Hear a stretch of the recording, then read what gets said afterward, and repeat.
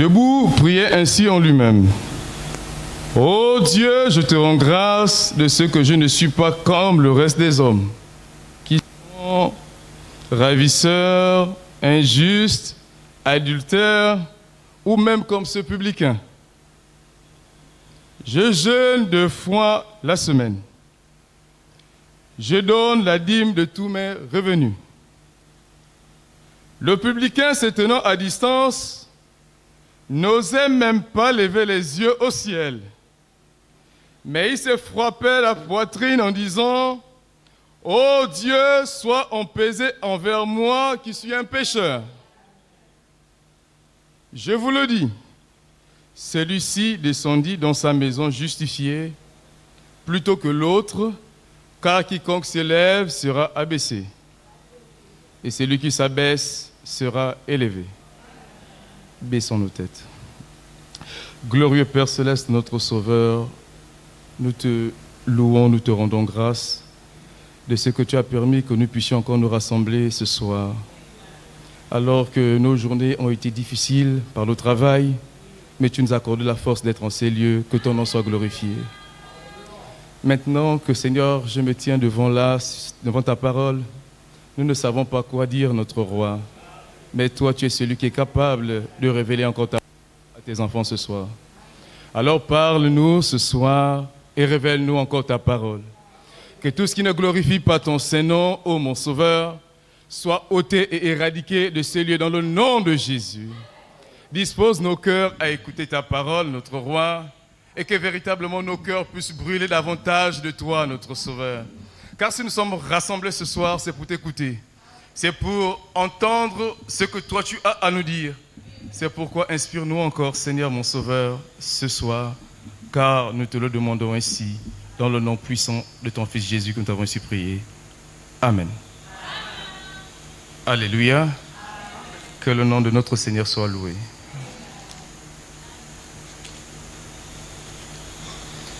Ajouté à cette écriture, je voudrais aussi prendre le livre de Jean.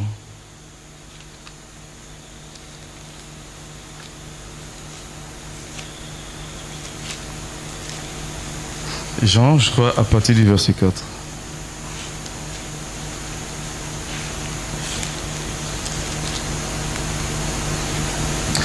Jean chapitre 4. À partir du premier verset. Le Seigneur sut que les pharisiens avaient appris qu'il faisait et baptisait plus les disciples que Jean. Toutefois, Jésus ne baptisait pas lui-même, mais c'était ses disciples. Alors, il quitta la Judée et retourna en Galilée. Comme il fallait qu'il passât par la Samarie, il arriva dans une ville de Samarie nommée Sichar, près du champ que Jacob avait donné à Joseph son fils. Là se trouvait le puits de Jacob. Jésus, fatigué du voyage, était assis au bord du puits. C'était environ la 6e heure. Et comme le serviteur de Dieu nous a aussi enseigné ici, la 6e heure, c'est midi. Une femme de Samarie vint puiser de l'eau. Jésus lui dit, « Donne-moi à boire. » Car ses disciples étaient à la ville pour acheter des vivres. La femme samaritaine lui dit, « Comment toi qui es juif, me demandes-tu à boire à moi qui suis une femme samaritaine? Les Juifs, en effet, n'ont pas de relation avec les Samaritains. » Jésus lui répondit, « Si tu connaissais le don de Dieu, et qui est celui qui te dit, donne-moi à boire, tu lui aurais toi-même demandé à boire et il te l'aura donné de l'eau vive. » Nous allons sauter les Écritures, nous allons prendre ainsi à partir du verset 17. La femme répondit, « Je n'ai point de mari. » Non, à partir du verset 15. La femme lui dit, « Seigneur, donne-moi cette eau afin que je n'ai plus soif et que je ne vienne plus puiser ici. » La femme répondit, « Je n'ai point de mari. » Jésus lui dit, « Tu en as raison de dire, je n'ai point de mari, car tu as eu 5 maris, et que celui que tu as maintenant n'est pas ton mari. En cela, tu as dit vrai. » « Seigneur, lui dit la femme, je vois que tu es prophète. nos pères ont adoré sur cette montagne. Et vous dites, vous, que le lieu où il faut adorer est à Jérusalem. Femme, lui dit Jésus, crois-moi, l'heure vient où ce ne serait ni sur cette montagne, ni à Jérusalem que vous adorez le Père. Vous adorez ce que vous ne connaissez pas. Nous adorons ce que nous connaissons, car le salut vient des Juifs. Mais l'heure vient, et elle est déjà venue, où les vrais adorateurs adoreront le Père en esprit et en vérité. Alléluia! Car ce sont là les adorateurs que le Père demande. Que le nom de notre Seigneur soit glorifié. Vous savez, lorsque je lisais cette écriture ce matin, chez moi, avant de pouvoir partir au travail, ça m'a tellement fait du bien et de la joie de mon cœur de lire encore ces paroles. Vous savez, comme nous l'avons vu en début de semaine, nous devons connaître le Dieu que nous servons. Ça, c'est vrai, c'est sûr et certain. Parce que si nous connaissons le Dieu que nous servons, alors nous le servirons conformément à sa volonté. Parce que si nous servons un Dieu que nous ne connaissons pas, nous allons faire des erreurs dans nos marches et nous ne serons pas agréables à Dieu. Or, pour être agréable à Dieu, il faut connaître quelle est sa volonté. D'où il est important.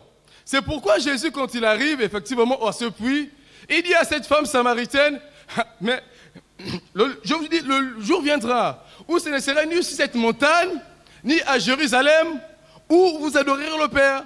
Car le temps viendra où véritablement on adorera le Père en esprit et en vérité. Vous savez, les Samaritains savaient qu'entre les Juifs et eux, il n'y avait pas de relation. Parce que les Samaritains étaient considérés comme étant les gens de mauvaise vie. Et les Juifs, effectivement, c'était les gens de la promesse. Donc, il n'y avait pas de rapport entre les Samaritains et les Juifs. C'est la raison pour laquelle, lorsque les disciples sont arrivés auprès de Jésus et qu'ils ont vu Jésus avec ces Samaritains, ils ont été étonnés parce qu'ils savaient qu'en réalité, il n'y avait pas de relation entre les Juifs et les Samaritains. Mais quand Jésus vient, il vient afin de briser ces liens-là. En Christ, il n'y a plus juif, il n'y a plus grec, il n'y a plus samaritain. Mais nous sommes tous un en Christ. Vous savez bien, mes frères, si les disciples savaient effectivement ce que Jésus était venu faire, ils ne se seraient pas étonnés en réalité. Vous savez, en tant que chrétien, il ne doit plus avoir de division au milieu du peuple de Dieu. Nous sommes un en Christ. Alléluia. Il n'y a plus de division. Vous savez, lorsque les divisions vont s'arrêter au milieu des enfants de Dieu, nous serons une église puissante. Oh oui, Christ ne viendra pas chercher une église divisée, non. Mais Christ viendra chercher une église restaurée, une église unie. Pendant que les mondes s'unissent dans l'Union européenne, l'Union monétaire et tout, l'église est en train de s'unir. D'où il est important qu'en tant que chrétiens, nous devons saisir la vision divine. Alléluia! Et si les disciples savaient que lorsque Jésus est venu, c'était afin de rassembler tout le monde en une seule personne, ils n'auraient pas sujet à pouvoir s'étonner. Mais comment Jésus peut-il parler avec des Samaritains? Frère, quand tu es converti, tu ne peux plus avoir peur des païens. Tu dois approcher tout le monde parce qu'ils ont besoin du salut. Et quand Christ vient, il est aussi venu pour les Samaritains. Les gens mauvaise vie, c'est important. C'est pour ça que Jésus vient, il arrive à Samarie, il savait qu'en Samarie, il y avait aussi une élue en cet endroit. C'est la vérité. Frère, le Seigneur a ses élus partout. Même dans des endroits reculés, même dans des villages où on ne pouvait pas penser, mais Dieu a ses élus là-bas. Frères et sœurs, c'est important. En tant que chrétiens, nous devons avoir les dispositions que Christ avait. Pas de division, frère, non. Vous savez que Christ, vous savez, les divisions au milieu de nous amènent à ce que le corps, et le prophète pouvait dire, le corps le plus malade, c'est le corps de Christ. Le corps est divisé. Chacun a ses camps, chacun a ses convictions personnelles. Mais nous n'avons pas besoin de convictions personnelles. Nous avons besoin rien que de la parole de Dieu. La parole de Dieu doit primer dans nos cœurs, frères et sœurs. Lorsque l'Église aura compris ça, l'Église sera une Église puissante. Frère, nous avons besoin d'avoir une Église puissante en ce temps de la fin. Le message n'est pas venu faire des vierges folles, mais le message est venu révéler l'épouse. Et l'épouse doit se révéler en ce temps de la fin. Oh, que le Seigneur nous accorde la grâce, frère. Vous savez, moi j'aimerais un jour, en tant que chrétien, lorsque je viens à l'église, je n'ai pas de barrières. Les barrières nous amènent loin de Dieu. Oh, moi je crois ça, je crois ça. Mais si nous croyons la même chose, mais Dieu est grand, frère. Vous savez, si nous avons les motivations qui étaient en Christ, nous ferons les mêmes œuvres que Christ a eu à faire. Je vous assure, l'amour de Dieu doit primer dans nos cœurs. Et quand l'amour de Dieu prime dans le cœur du croyant, mais l'amour n'est pas en vie en fait. L'amour doit primer dans les cœurs du croyant. Et Christ a besoin de cette unité en réalité. Jésus arrive et dit, mais il savait que cette femme samaritaine était une fille d'Abraham. Ça c'est vrai. Il savait que c'était une sémence prédestinée. Mais vous savez, le Seigneur est capable de franchir des kilomètres rien que pour une seule âme. Frère, une âme est précieuse aux yeux de Christ. Aux yeux de Dieu, frère. Vous pouvez vous amuser et tout. C'est pourquoi n'attristez pas les fils de Dieu. N'attristez jamais un loin de Dieu. Frère, si vous attristez un loin de Dieu, c'est Dieu que vous attristez. C'est important, frère. Lorsque les croyants auront compris ça, nous n'aurons pas d'achoppement. Oh, frère, vous savez, c'est important de comprendre ces choses. Que Dieu nous accorde la grâce. Alléluia. Et cette femme samaritaine ne savait même pas. Elle dit, mais nous savons que lorsque le Messie viendrait, oh, vous savez, elle avait même la parole de Dieu en elle. C'est ce que fait, vous savez, la fille de Dieu, le fils de Dieu, quand il y a une sémence de Dieu, lorsque la parole est prononcée, la sémence en elle reconnaît la parole.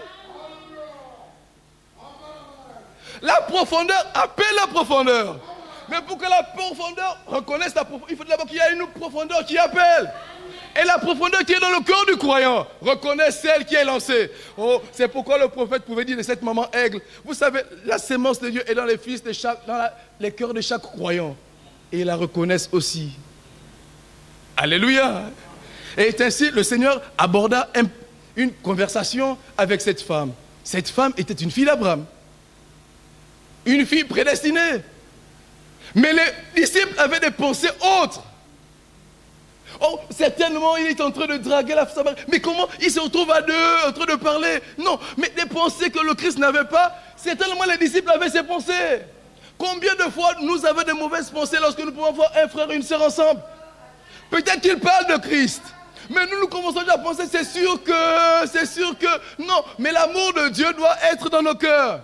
Si l'amour de Dieu est dans notre cœur, nous ne pouvons pas considérer mon frère ou ma soeur comme étant des mauvaises pensées. Non, nous devons avoir des pensées pures à l'égard des uns et des autres. Christ est important et Christ doit primer dans nos cœurs. Vous savez, nous devons avoir les intérêts de Christ dans nos cœurs. Les intérêts de Christ doivent primer. Et lorsque Christ primera dans nos cœurs, c'est alors que sa gloire se manifestera en nous. Alléluia. C'est important. Vous savez ce qu'il faisait? Mais les disciples ne savaient pas. Jésus, il savait. Il savait que ça c'était une fille d'Abraham. Et s'il a franchi des kilomètres, c'était pour celle-là. Une âme est précieuse aux yeux de Dieu. Oh oui, vous savez combien de fois cela a coûté à notre Seigneur sur la croix du Calvaire? Frère, ça a été une chose capitale. C'est pourquoi les brebis du Seigneur resteront toujours les brebis du Seigneur. Elles sont prioritaires à ses yeux et dans son cœur. Gloire à notre Dieu. Et c'est ainsi que nous allons continuer notre chemin. Les disciples se posèrent des questions en eux. Nous allons prendre ici, à partir du verset 21. Femme, lui dit Jésus, crois-moi, l'heure vient où ce ne serait ni sur cette montagne, là nous sommes au verset 21, ni à Jérusalem que vous adorerez le Père. Vous adorez ce que vous ne connaissez pas. Mais nous adorons ce que nous connaissons, car le salut vient des Juifs. Ah oui, frère, il faudrait connaître ce que nous adorons. Et le Seigneur voudrait montrer ainsi. Vous savez, aux temps anciens, l'adoration se faisait sur les hauts lieux, sur les montagnes et tout. Mais quand le Seigneur arrive, le Seigneur voulait leur montrer qu'en fait, l'adoration qui arrive ne serait plus dans les temples faits des mains d'hommes, mais ce serait dans le temple véritable en fait. D'où il est important de savoir notre adoration. L'heure vient, vous adorez ce que vous ne connaissez pas, nous adorons ce que nous connaissons car le salut vient des Juifs. Mais l'heure vient, et elle est déjà venue, où les adorateurs adoreront le Père en esprit et en vérité. Car ce sont là les adorateurs que le Père recherche. Alléluia.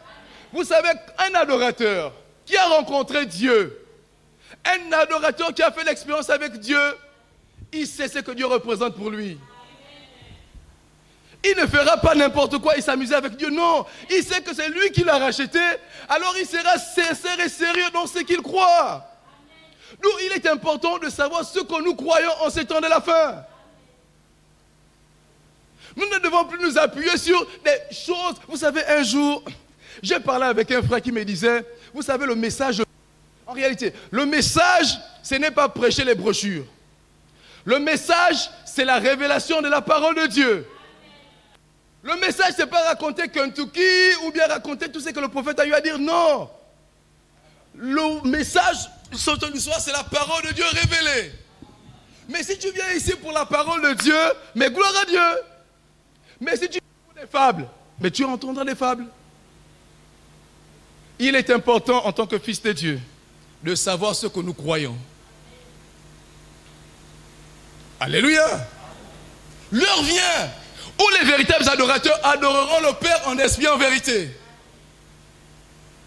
Sur la base de quoi? Mais sur la base de la parole. Pas sur la base des brochures, non. Mais sur la base de la parole. Si vous comprenez l'esprit dans lequel je veux parler. Des hommes se sont appuyés aujourd'hui sur les brochures et en ont fait une religion. Et ont gaspillé le message aujourd'hui. Ils ont fait du prophète un faux prophète alors que c'est un prophète envoyé de Dieu. Frère, il est important de recadrer certaines choses. Nous sommes arrivés en ce temps de la fin où l'enlèvement viendra. Et le peuple de Dieu doit voir être enseigné et comprendre ces choses. Nous ne nous reposons pas sur les brochures de Branham, non. Nous nous reposons sur la parole de Dieu. Et les brochures révèlent la parole de Dieu. Ce que les brochures ont dit, si c'est conforme à la parole de Dieu, nous croyons. Mais si ce n'est pas conforme, nous ne croyons pas. Nous ne sommes pas des perroquets, mais nous sommes des croyants bibliques qui croyons au message du temps de la fin. Et le message est venu faire des élus. Alléluia. Et cette femme savait, et Christ savait qu'elle était une élue. C'est la raison pour laquelle il est allé. Oh, gloire à Dieu. C'est pourquoi il est important de connaître ces choses. Beaucoup viennent, oh, le message, le prophète a dit, mais sans pour autant comprendre ce que le prophète a dit. Il faut avoir l'esprit du prophète pour comprendre ce que le prophète a dit. C'est important, frère. Nous sommes arrivés au temps du soir où nous devons être régénérés, où la parole doit nous faire du bien. C'est vrai. Alléluia. C'est la vérité. L'heure vient où les véritables adorateurs adoreront le Père en esprit et en vérité. Le Père recherche des véritables adorateurs. Pas des adorateurs qui viennent faire de la figuration, non. Des adorateurs sincères. Des adorateurs qui reconnaissent qu'ils ne sont rien, mais qui ont besoin de la grâce de Dieu. Frères, tous autant que nous sommes ici, nous avons besoin de la grâce de Dieu. Frères et sœurs, qui n'a pas besoin de la grâce de Dieu ici? Nous avons tous besoin de la grâce de Dieu. C'est à cause de cette grâce que nous venons ici. Oh Seigneur, j'ai besoin de toi. Seigneur, j'ai besoin aide-moi. Personne n'est parfait ici. Si nous étions parfaits, nous serons déjà enlevés comme Enoch. Mais si nous sommes là, c'est parce que nous avons des faiblesses. Mais que Dieu nous aide, bien-aimés frères et sœurs. C'est important de connaître ces choses. Ah oui, c'est pourquoi ce publicain, lorsqu'il pouvait aller au temple, il pouvait s'éventer de tous les biens qu'il faisait. Frère, peu importe les sacrifices que tu fais, tu ne peux pas être agréable à Dieu. Non, pour être agréable à Dieu, il faut marcher conformément à sa parole. Tu peux faire tous les sacrifices du monde, frères et sœurs. Être un enfant obéissant vaut mieux que tout. C'est la vérité. Vous savez, au moins quand il s'agit de ça, le frère est toujours présent. La sœur est toujours présente. C'est bien que les hommes rendent un bon témoignage de toi. Mais qu'est-ce que Dieu dit de toi? C'est ce que Dieu dit de toi qui est plus important. Ne cherchez pas la gloire des hommes, mais cherchez la gloire de Dieu. Alléluia. Frère, nous ne venons pas nous plaire ici, non. Je viens pour plaire au pasteur. Quand je viens toujours, sinon le pasteur verra que je ne suis pas venu. Non, viens là-bas pour sauver ton âme à toi. Pas parce que le pasteur veut te voir, non, mais pour ton âme à toi. Soyez des véritables croyants, pas des hypocrites. Le Seigneur revient bientôt. Nous devons changer notre manière de faire les choses, bien-aimés frères et sœurs. Changeons nos vies. Le publicain. Mais vous savez, dans l'église aujourd'hui, il y a encore des publicains. Vous savez ça? Des gens qui viennent ici pour raconter les mauvaises choses. Vous savez, moi je suis saint, moi je suis pur, tel, ce type pécheresse. Est-ce qu'on a besoin de ça? Viens pleurer pour ta vie à toi. Ne regarde pas ton frère qui est à côté, mais regarde à ta vie à toi. Est-ce que ta vie est conforme à la parole? Notre vie doit être conforme à la parole de Dieu. Alléluia. Que notre Dieu nous donne encore la grâce. Vous savez, c'est important de connaître ces choses pour que nous ne soyons pas des hypocrites. Il y a trop d'hypocrites dans la maison de Dieu. Et on n'a pas besoin de ça. On a besoin des chrétiens réels, des chrétiens authentiques, des chrétiens qui savent le Dieu qu'ils ont cru.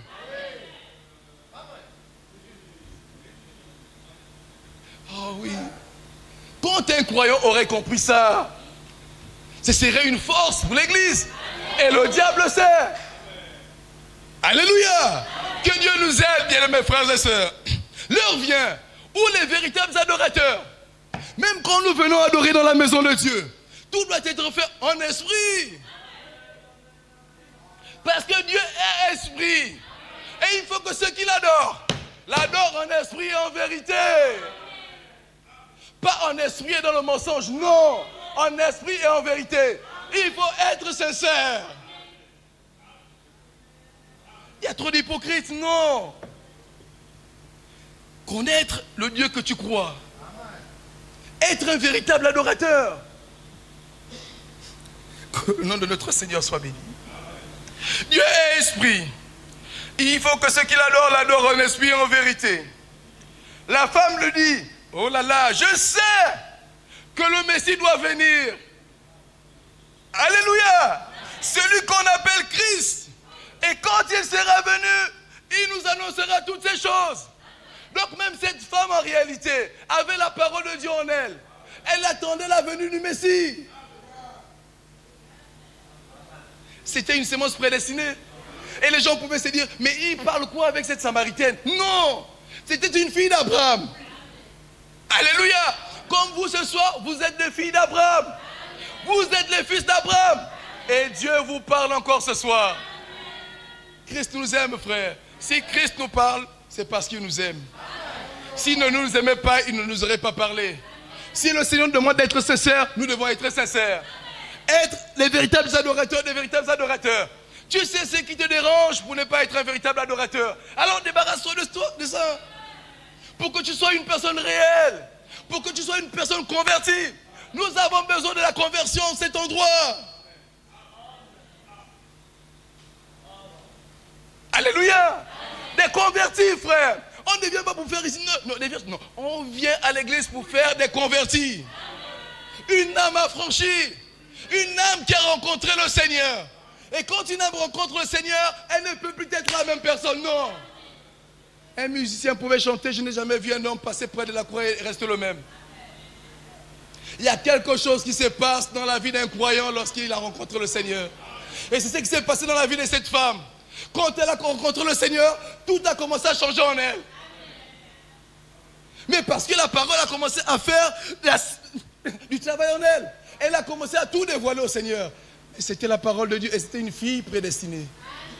Une fille prédestinée, quand elle rencontre la parole, elle s'humilie devant la parole. Elle ne fera pas. Non, elle s'humilie devant la parole. Faire des religieux, non. C'est pourquoi le prophète pouvait dire, pourquoi je suis contre les religions organisées. Nous ne devons pas être des personnes organisées, non, mais être des croyants authentiques.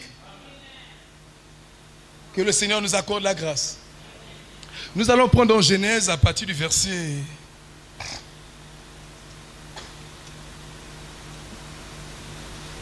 Genèse 3. Et puis nous allons terminer par là. À partir du premier verset.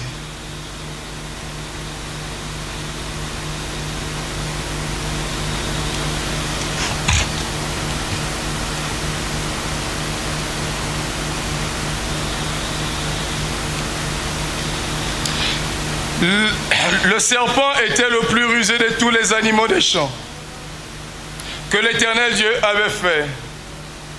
Il dit à la femme, Dieu a-t-il réellement dit, vous ne mangerez pas de tous les arbres du jardin? La femme répondit au serpent, nous mangerons des fruits des arbres du jardin. Mais quant aux fruits de l'arbre qui est au milieu du jardin, Dieu a dit, vous n'en mangerez pas et vous n'y toucherez point, de peur que vous ne mouriez. Alors le serpent dit à la femme, vous ne mourrez point, mais Dieu sait que le jour où vous en mangerez, vos yeux s'ouvriront et que vous serez comme des dieux connaissant le bien et le mal. La femme vit que l'arbre était bon à manger, agréable à la vue et qu'il était précieux pour ouvrir l'intelligence. Elle prit de son fruit et en mangea. Elle en donna aussi à son mari qui était auprès d'elle et il en mangea. Les yeux de l'un et de l'autre s'ouvrirent et ils connurent qu'ils étaient nus. Et ayant conçu des feuilles de figuier, ils s'en firent des ceintures.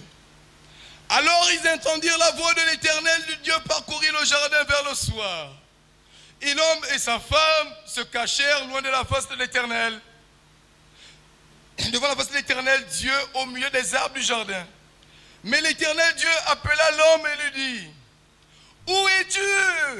Il répondit, j'ai entendu ta voix dans le jardin et j'ai eu peur parce que je suis nu et je me suis caché. L'Éternel Dieu dit, qui t'a appris que tu es nu et que tu as mangé de l'arbre? Est-ce que tu as mangé de l'arbre dont tu avais défendu de manger?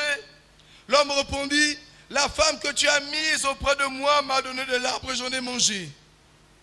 Et l'Éternel Dieu dit à la femme, pourquoi as-tu fait cela?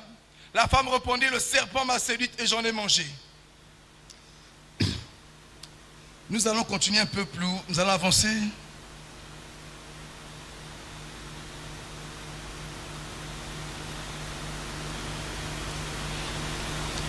À partir du verset 17, il dit à l'homme, puisque tu as écouté la voix de ta femme et que tu as mangé de l'arbre au sujet duquel je t'avais donné cet ordre, tu n'en mangeras pas, le sol sera maudit à cause de toi. C'est à force de peine que tu tireras de la nourriture tous les jours de ta vie. Mais en fait, ce que je cherchais dans le passage ici, c'était là où il s'était fait des feuilles de figuier. Voilà, au verset 7. Les yeux de l'un et de l'autre s'ouvrirent, ils connurent qu'ils étaient nus et ayant conçu des feuilles de figuier, ils s'en firent des ceintures. Vous savez bien, mes frères, ce que l'homme devient lorsqu'il a perdu la présence de Dieu, c'est automatiquement de la religion qui s'abat dans la vie de certaines personnes. Dans le jardin d'Éden, il y avait une communion parfaite entre Dieu et Adam. Chaque soir, au frais du soir, Dieu descendait et communiait avec Adam. Il y avait une communion parfaite, en réalité, entre Dieu et sa créature. Mais quand le péché est entré, le péché a coupé cette communion. Et l'homme a commencé à rentrer dans ses religions à lui-même. Mais la religion ne peut pas plaire à Dieu. Non, frère. La religion ne plaît pas à Dieu. La religion sont les choses que les hommes eux-mêmes ils se sont fabriquées parce que Dieu n'est plus là. Alors les hommes s'organisent autour des choses de Dieu, croyant que Dieu est avec eux. Mais Dieu n'est plus avec eux. C'est pourquoi une église organisée, Dieu n'est plus là. Une église doit être conduite par le Saint-Esprit. Et quand le Saint-Esprit conduit l'église, ce serait une église puissante. Et le diable ne pourra rien contre elle. C'est pourquoi nous avons besoin d'être conduits par Dieu.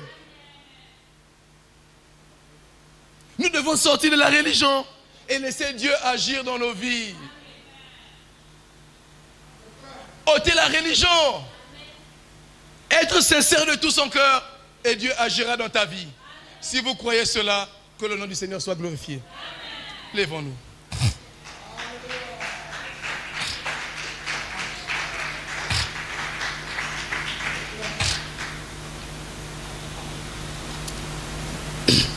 Le Dieu puissant, c'est Jésus, c'est le prince de paix, l'auteur de l'éternité et le roi des bontés.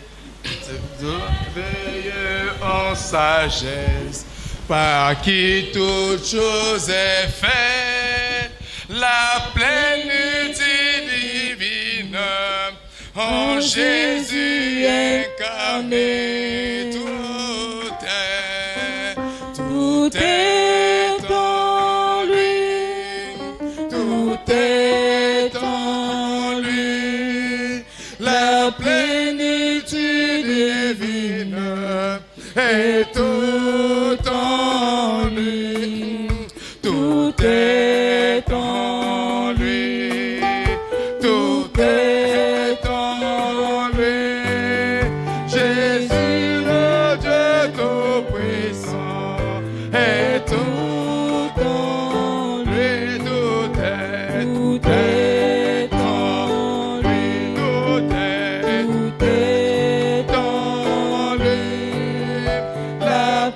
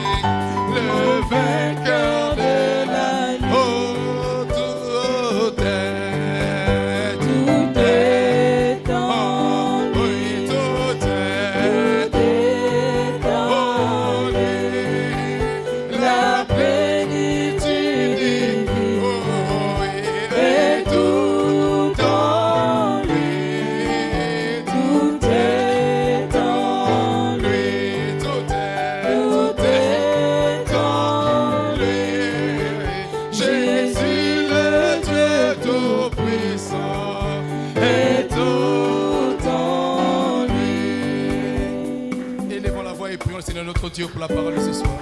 Prions encore notre Dieu.